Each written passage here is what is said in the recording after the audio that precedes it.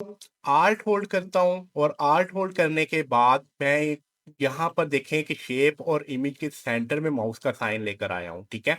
और alt hold करने के बाद मैं जस्ट वन अस्सलाम वालेकुम, वेलकम टू कूल एड।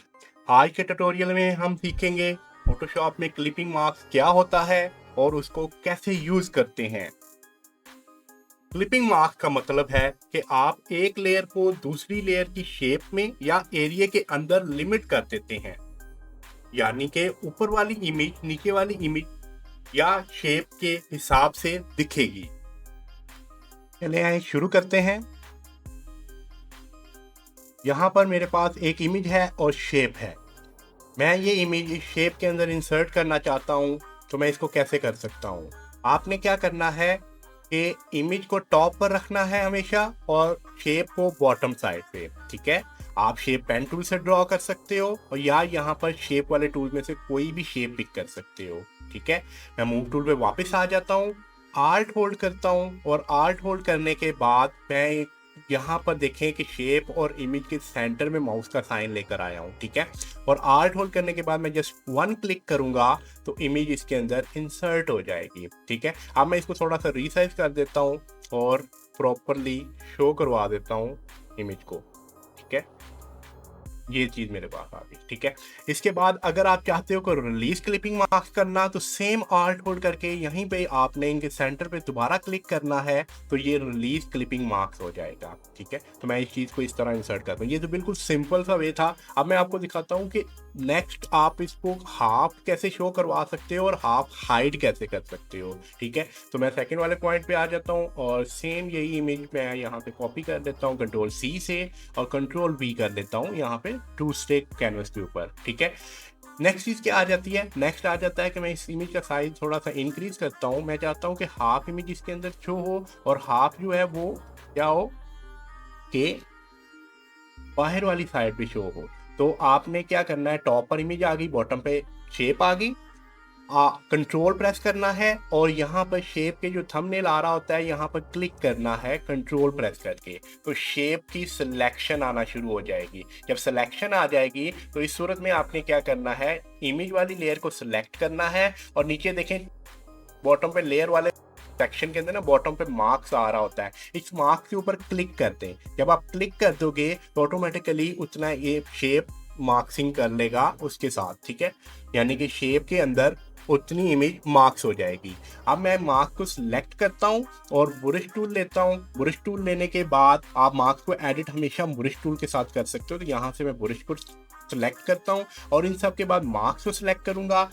हमेशा मार्क्स को एडिट करते वक्त फोरग्राउंड और बैकग्राउंड पर यहाँ पर ब्लैक एंड व्हाइट कलर होने चाहिए, ठीक है। अगर टॉप पर कलर ब्लैक है तो इमेज हाइड होगी और अगर टॉप पर कलर व्हाइट है तो इमेज शो होगी। एक्स के साथ आप कलर को अप एंड डाउन कर सकते हो जरूरत पड़ने पर, ठीक है। तो मैं टॉप पर इस टाइम व्हाइट कलर कर लेता हूँ और उसके बाद यहाँ से इमेज को शो करवा देता हूँ, ठीक है। तो आप देख सकते हो कि बॉटम वाली साइड से सब इंसर्ट हो गया है और टॉप वाली साइड से इस टाइम शो हो रहा है, ठीक है।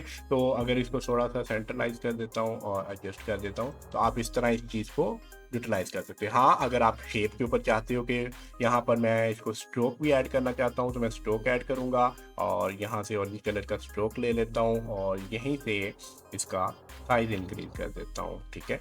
ओके, इन सब के बाद नेक्स्ट देखते हैं कि हम किसी भी टेक्स्ट के अंदर कोई भी इमेज कैसे इंसर्ट कर सकते हैं। मैंने यहाँ पे टेक्स्ट लिखा हुआ है। टेक्स्ट लिखने के बाद टॉप पर मेरे पास यहीं पर एक इमेज है, ठीक है। आल्ट होल्ड करता हूँ, सेम इमेज को ऑन करने इसकी आइज को आल्ट होल्ड करें, उन दोनों के सेंटर पर ले आए, ठीक है। और यहाँ से आपने इसको क्लिक करना है तो ये इमेज इंसर्ट हो जाएगी। यहीं पे आपको मैं सेकंड पॉइंट बताता हूँ कि इमेज इंसर्ट करने का दूसरा तरीका क्या है कि अगर आपकी यहाँ पे देखें टॉप पर इमेज आ रही है, बॉटम पे टेक्स्ट आ रहा है या कोई भी शेप आ रही है, तो आपने इमेज वाली लेयर के ऊपर राइट क्लिक करना है और यहाँ पे नीचे देखें क्रिएट क्लिपिंग मार्क्स आ रहा होगा। तो इस तरह भी आप विदाउट शॉर्ट की अप्लाई किए क्रिएट क्लिपिंग क्लिपिंग मास्क कर सकते हो, ठीक है। और अगर आप चाहते हो रिलीज क्लिपिंग मास्क करना तो सेम राइट क्लिक करें और रिलीज क्लिपिंग मास्क पे क्लिक करूंगा तो क्या होगा, क्लिपिंग मास्क रिलीज हो जाएगा। सेम इसी तरह मैं दोबारा इसको क्रिएट क्लिपिंग मास्क कर लेता हूँ। बॉटम साइड पे बैकग्राउंड को ऑफ करता हूँ, इसका लॉक ऑफ करता हूँ और उसके बाद यहाँ पर एफएक्स में आके ग्रेडियंट ओवरले पर आ जाता हूँ, ठीक है। ग्रेडियंट ओवरले के आने के बाद मैं यहाँ से ग्रेडियंट चेंज करता हूँ, कोई और ग्रेडियंट ऐड करता हूँ, ओके।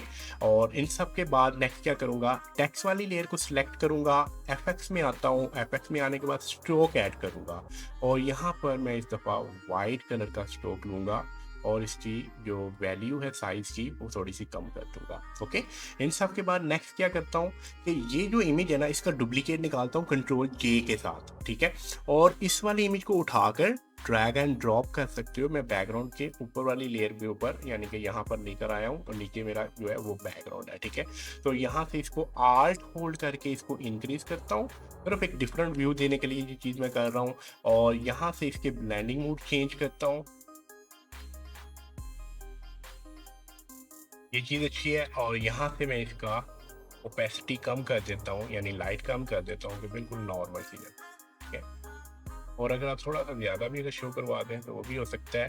और इसी के ऊपर अगर आप चाहते हो कि ब्लर भी ऐड हो जाए तो मैं यहाँ पर फिल्टर में आता हूँ, ब्लर पे आता हूँ और गशियन ब्लर यहाँ से ऐड कर देता हूँ, ठीक है, ताकि जो बैक वाली इमेज है वो ब्लर ब्लर थोड़ी सी आए और टॉप पर ज़्यादा फोकस आ जाए, ठीक है।